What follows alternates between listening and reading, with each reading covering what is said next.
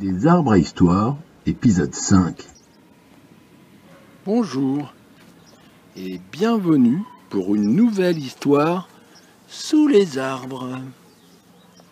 Le bûcheron, le roi et la fusée.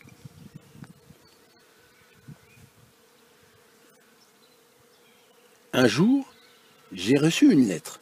Que cela pouvait-il bien être ?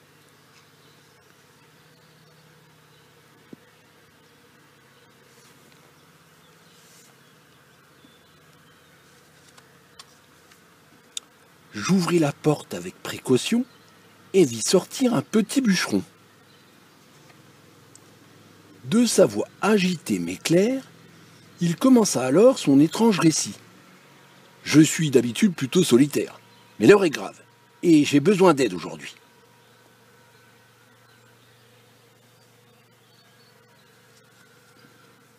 Je vis dans une forêt, peuplée de merveilles.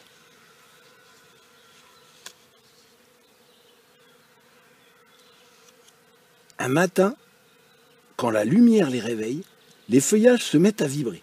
Alors je sors de ma maison pour respirer la terre qui sent bon la rosée et le soleil.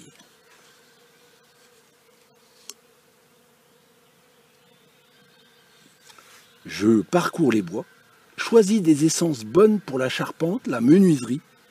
Je coupe quelques sapins immenses pour laisser la lumière arriver aux petits.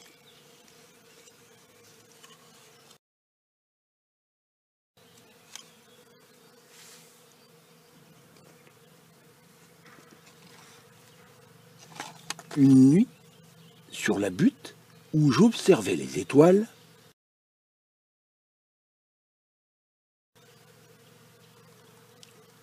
un énorme donjon fut construit. J'appris bien vite que c'était le château d'un roi, et que ce roi n'était pas gentil.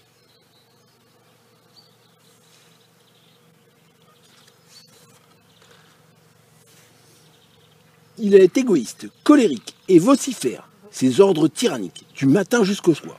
La seule chose qu'il aime, ou plutôt qu'il adore, c'est sa couronne d'or. Au réveil, il hurle aussitôt à ses serviteurs « J'ordonne qu'on m'apporte mon bonheur, ma vie, ma couronne !» Ce jour-là, il me fit appeler au château à la première heure. En hurlant, il m'ordonna d'aller couper du bois, car il aime voir les flammes dévorer les arbres dans sa haute cheminée de marbre.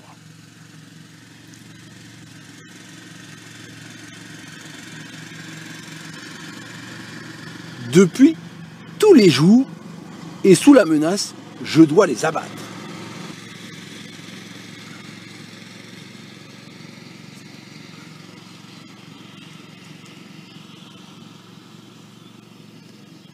Les uns après les autres. Aujourd'hui, le soleil et les étoiles ont disparu sous une épaisse fumée et ma belle forêt est quasi rasée. La décision est prise. Je n'obéirai plus. J'ai trouvé une idée pour chasser le roi, mais j'ai besoin de toi. Le bûcheron m'expliqua son plan astucieux. Je transformai alors le donjon prétentieux en une fusée.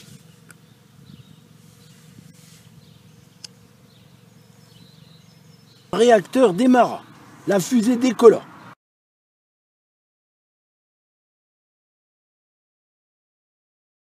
Le roi hurla, la furie l'emporta comme une tempête. Il ragea et trembla, si bien que sa couronne sauta de sa tête et ricocha par la fenêtre. Il était loin déjà, quand elle roula près de la petite maison du bûcheron. J'ordonne qu'on m'apporte mon bonheur, ma vie, ma couronne, hurlait le roi, mais autour de lui, il n'y avait personne.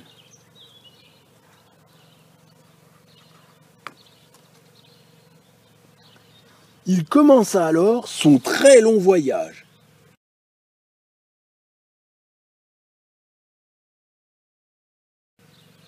Soudain, sa colère s'évanouit.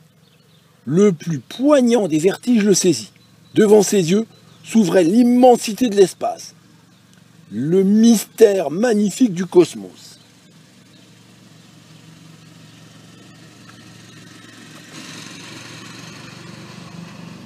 Puis, levant la tête, il découvrit notre belle planète qui, en un doux mouvement, mélange le blanc des nuages et le bleu des océans.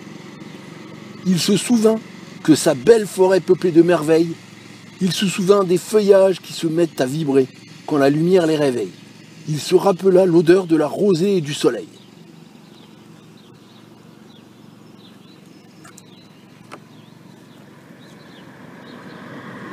Bien longtemps après, les arbres et les animaux avaient peuplé la forêt qui bruissait à nouveau, quand, par une nuit très calme, un parachute silencieux déposa quelqu'un sur la butte. Le roi atterrit doucement, respira l'air des sous-sols avec bonheur et s'allongea pour attendre le jour.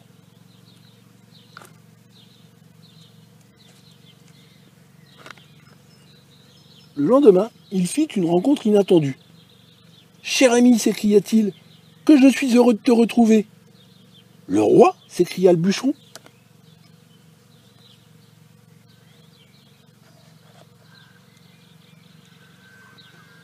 Roi, je ne le suis plus. Je sors à peine de ma fusée, et je veux demander votre pardon. Il est difficile de raconter ce que j'ai vu, mais sachez que mon cœur est apaisé. »